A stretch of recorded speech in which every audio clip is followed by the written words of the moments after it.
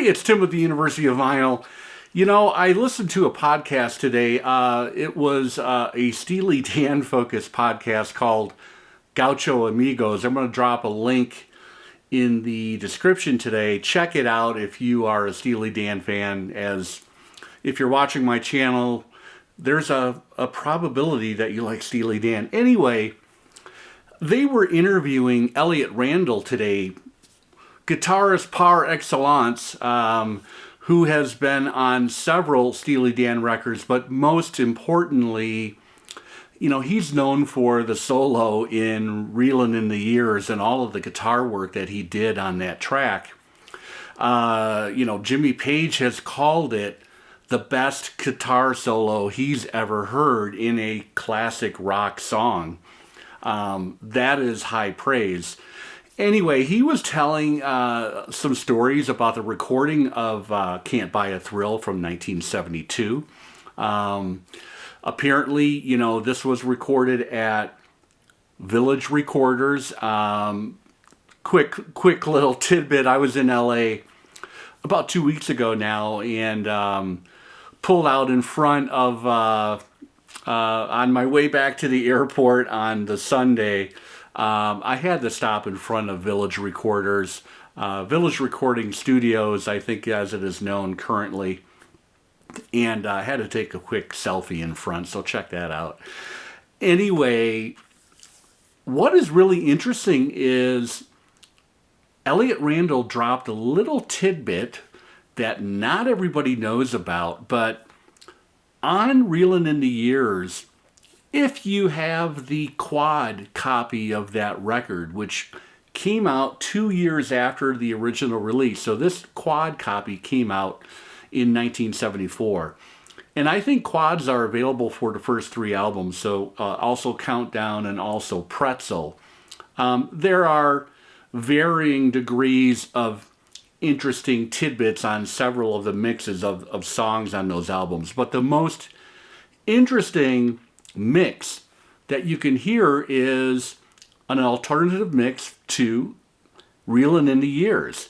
And first of all, even on the standard release, that is a glorious sounding guitar tone that Elliot Randall had on that song. And he dropped, you know, a couple tidbits in the podcast. He, you know, showed up on the first day of recording, the first song that they were going to do. You know, Donald and Walter knew Elliot from several years back, you know, dating back to the late 1960s. And they invited him, when they finally got a recording contract through ABC Records, they invited Elliot in to see what he could add to what they were working on. And the first track they wanted to tackle was Reelin In The Years, and the final version that you hear on the record was only take two. And incredibly, believe it or not, take one, the recording technician forgot to hit record. You know, shades of the second arrangement, another story.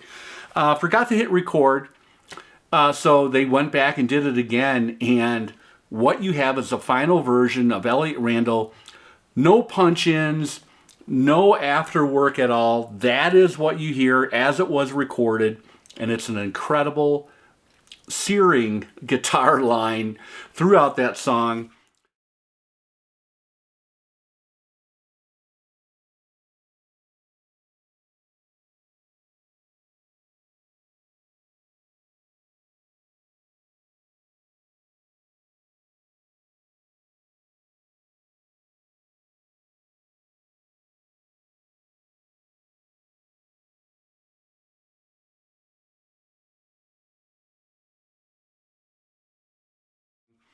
So this is the copy I am really recommending that everybody go get and seek out.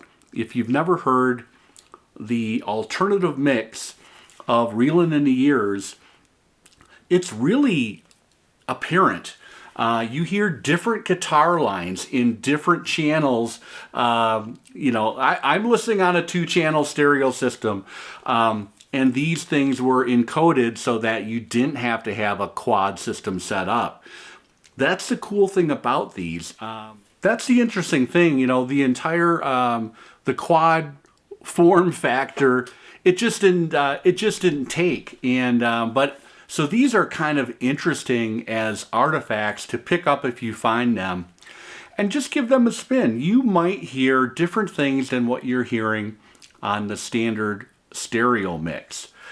So, Reelin In The Years, one thing I will tell you is that near the end of the song, and unfortunately it's a fade out, Elliot Randall is just going absolutely crazy. One of the best guitar workouts I've heard in a long time. And it's breathtaking. I have cranked it up on this system behind me, and it sounds glorious. This package, this quad copy, it looks almost identical, other than you see that at the top. It's a gatefold package. And, I think the median price on Discogs right now, I didn't dig too deeply as far as what's been sold lately, but the median is like under $25. So I was lucky enough to find a near mint copy of this thing, I don't know, about a year ago. And listening to that podcast again this morning actually, made me want to pull this thing and put it on. And sure enough, he was not kidding. The fade out, there's just other guitar lines that you do not hear on that standard release. There is the Command Quadrophonic label, and just wanted to jump on and put this out for Memorial Day weekend. Hope everyone has a great weekend, by the way.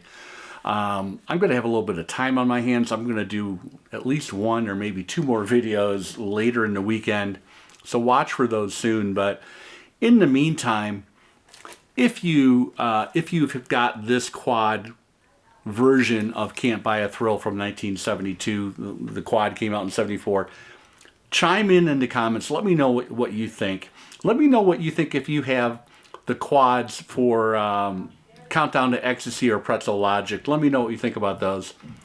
In the meantime, happy weekend, everybody. Take care.